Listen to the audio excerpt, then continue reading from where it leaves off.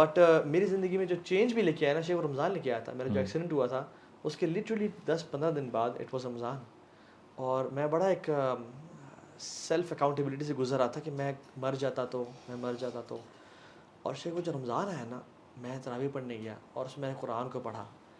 अगर रमज़ान मेरे एक्सीडेंट के कुछ दिन बाद ना आता ना, तो प्रॉब्ली शायद मैं आज इस जगह पे ना होता। अल्लाह का प्लान ऐसा था कि रमज़ान आया और उसमें मैंने कुरान से अपने आप को जोड़ा, कुरान को पढ़ना शुरू किया तर्जुमे के साथ, और फिर इबादत और लेक्चर सुनना शुरू किया। एंड देन आई रियलाइज्ड कि यार उस महीने ने शेख चेंज किया। सो जिसकी ज़िंदगी में रमज़ान आ रहा है ना, वल्लाहि लज़ीम कितने लोग हम जानते हैं जो लास्ट रमज़ान ज़िंदा थे, मैं अपनी उंगली पे गिन सकता हूँ, वो इस रमज़ान अभी तक ज़िंदा नहीं है। और एक खातून तो शेख पिछले रमज़ान में, रमज़ान अगले दिन था, उससे पहले उनकी वफ़ात हुई, एक दिन पहले मगरिब से कुछ टाइम पहले उनकी वफ़ात हो गई थी। She never got Ramzan. और तलहा बिन उबैदुल्लाह ने जो ख्वाब देखा ना कि दो सहाबी थे, एक बड़ा एफर्ट करते थे, एक बस ठीक थे, बट जो ठीक थे उनकी 1 साल बाद डेथ हुई, और जो एफर्ट थे उनकी शहादत हुई। 1 साल का उनको मौका जो मिला, 1 साल का रोज़े मौका रखे। मिला। तो तलहा बिन उबैदुल्लाह ने देखा ख्वाब में कि वो पहले जा रहे हैं, जो आम वफात फौत हुए हैं, जो शहीद है वो बाद में जा रहे हैं। कंफ्यूज होकर लगे मेरे पास, या रसूलल्लाह क्या चक्कर है? उन्होंने कहा तुमने रमज़ान काउंट नहीं किया। यानी ये बहुत बड़ी अपॉर्चुनिटी अल्लाह में एक और महीने दे रहा है। तो आई थिंक अगर हम प्रैक्टिकल टिप्स पे आएँ, वजह भी आपसे शुरू करते हैं कि क्या करना चाहिए, यानी how to start, how to welcome Ramzan, और किस इंटेंशन से मैंने बात कर ली, लेकिन what to do in Ramzan. Allah सुब्हानहू तआला कुरान में कहते हैं व इन्नहा लकबीरतुन इल्ला लिल खाशिईन, कि अल्लाह सुब्हानहू तआला इसको तौफीक दे दे कि अल्लाह ताला से खशियत रखता है, अल्लाह सुब्हानहू तआला उसके लिए आसान कर देता है। जैसे आपने एक बात कही थी कि रमज़ान चीज़ें स्टार्ट करने का मंथ नहीं है, बट मोर लेस कि हम अपनी डीड्स को परफेक्शन और हाइट पे लाने का एक मौका होता है। और एनी केस अल्लाह सुब्हानहू तआला ने एक मौका रखा हुआ है। I think it's very important कि सबसे पहले जैसे हमने बात की थी कि एक चीज़ की अहमियत को समझा जाए। अगर मेरी सेहत ख़राब हो रही है और मुझे इंडिकेशंस मिल रही हैं, तो मुझे पसंद नहीं है। देखिए इंसान अपने आप को उस ट्रेनिंग से गुजारता है, सुबह सुबह अपने आप को उठता है, जॉगिंग करता है, वेट्स उठाता है, क्योंकि उसको पता है कि उसकी ज़िंदगी बहुत वैल्यूबल है। जैसे एक राइटर ने लिखा था कि इंसान बड़ा अजीब है, सारी ज़िंदगी सेहत को खर्च करता है पैसे कमाने के लिए, और फिर उसी पैसे को इस्तेमाल करता है सेहत को हासिल करने के लिए। तो हमारी असल में ज़िंदगी की प्रायोरिटीज़ ऊंची नीची हैं। तो हम सबसे पहले अपने आप को प्रायोरिटाइज़ करें कि अब डू आई रियली वांट जन्नत और नॉट, क्या मुझे जन्नत में जाना है या नहीं जाना।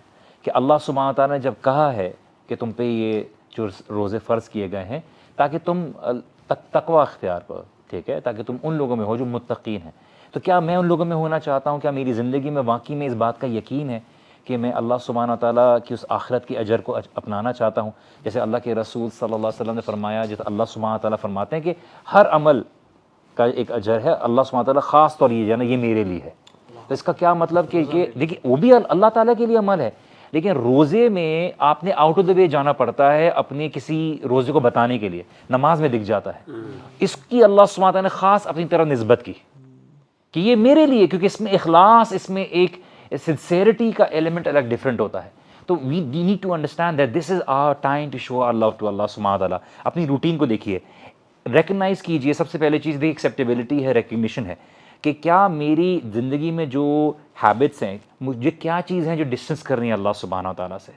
एक्सेप्टेबिलिटी और इस चीज़ की इंटेंशन कि मैं अपने आप को दुरुस्त करना चाहता हूँ इज़ द मोस्ट इंपॉर्टेंट। अगर कोई ड्रग रिहैब पे आता है, अगर वो बहुत प्रॉब्लमैटिक है, सबसे पहले जो हेल्प करने वाला है वो पूछेगा कि यार do you really want to get out of this habit, कि तुम्हें ये हैबिट छोड़नी है। अगर वो विलिंग होता है तो उसके लिए बाद में सोल्यूशन होती है। तो सबसे पहले you have to recognise. Counselling करते हैं तो हम ये कहते हैं कि अगर आप विलिंग हैं, क्योंकि कभी माँ अपने बच्चों को ना खींच के लाती है या अपनी बेटी को खींच के ला रही होती है, हम कहते हैं नहीं, अगर ये विलिंग है तो ठीक है, अगर नहीं है तो हम कुछ भी कर लें, हम नहीं कर सकते। तो प्लीज़ कंटिन्यू। हाँ, तो अपनी ईटिंग हैबिट्स को बेहतर कीजिए। अपनी जो रूटीन्स हैं, जैसे आपने कहा कि लोग रातों को जागते हैं, और रातों को किस मकसद से जागते हैं, just to be able to क्या सहरी करेंगे और सो जाएंगे। एंड अपनी हैबिट्स को बेहतर करने के लिए अपनी हेल्थ हैबिट्स को डिफरेंट कीजिए। रमज़ान आपके लिए वो ईटिंग जो फेस्टिवल नहीं है, इट्स समथिंग कि आप अपने आप को, जैसे मिसाल के तौर पे एक शेख ने कहा था कि अगर कोई रमज़ान में भी बुराई नहीं छोड़ता, इसका मतलब है उसका नफ्स जो है ना, वो का शर जो है, नफ्स का शर शैतान की शर से ज़्यादा है उसके। क्योंकि अभी भी उसका शैतान उसको कवर नहीं करता, वो उसका नफ्स का शर इतना है कि रमज़ान में उसको शैतान जाने के बावजूद भी जो है ना उसका नफ्स उसको शर से नहीं रोक उसको रहा। देखना चाहिए कि शैतान तो लॉक कर दिए गए हैं, तो अभी भी जो मेरे अंदर इतनी ज़्यादा डिज़ायर्स और टेम्पटेशन और गुनाहों की वसवास और ख्यालात आ रहे हैं, now this is not because of शैतान, this is because of my own corruption of my own नफ्स। और मैं समझता हूँ कि वजह भी ये रेस है, रमज़ान इज़ अ रेस, साबिक़ू बिल अमाली, मतलब हदीस में तो कुरान में भी आता है, वो सारे भागो दौड़ लगाओ। और इस रेस में इमेजिन एक 100 मीटर की रेस है, उसमें आपने तो कुछ नहीं उठाया हुआ, मैंने एक 50 किलो की बोरी उठाई हुई है और दूसरे बंदे ने 20 किलो की बोरी उठाई हुई है, तो आप लोग तो तेज़ भाग जाएंगे, हम पीछे रह जाएंगे क्योंकि हमने बोरियां उठाई हुई हैं। नाउ सिंस हैव बर्डन्स, अगर हम इन बर्डन्स को फेंक के रमज़ान में एंटर नहीं होंगे तब तक हम रमज़ान की रेस में आगे जीत ही नहीं सकते। We need to make sure कि हम गुनाहों से तौबा करके रमज़ान में एंटर हों, ताकि सिंस एंड चेंज एंड शक्ल्स हमें नज़र नहीं आते, लेकिन वो कभी ऐसा होता है, कभी इंसान से गुनाह होना, उसकी फजर की बाजमात नमाज छूट जाती है। प्रैक्टिकल गोल्स हो। हम बहुत से लोग, मेजॉरिटी लोग क्या गलती करते हैं कि मैं पूरा कुरान ख़त्म करूँगा।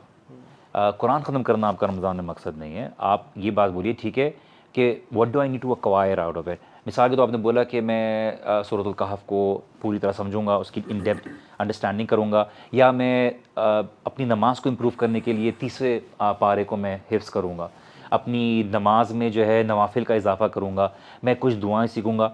Anything which you can carry even after Ramadan, some practical approach, practical goals कि मैंने ये कर लिया, अच्छा अगर मुझे करना है तो what am I going to get out of it, something which is going to change my heart. Because at the end of the day आपका अगर दिल नहीं बदलता, अगर आप रमज़ान में दाखिल होते हैं और आप बाहर निकलते हैं और आपका दिल में फ़र्क नहीं है, आप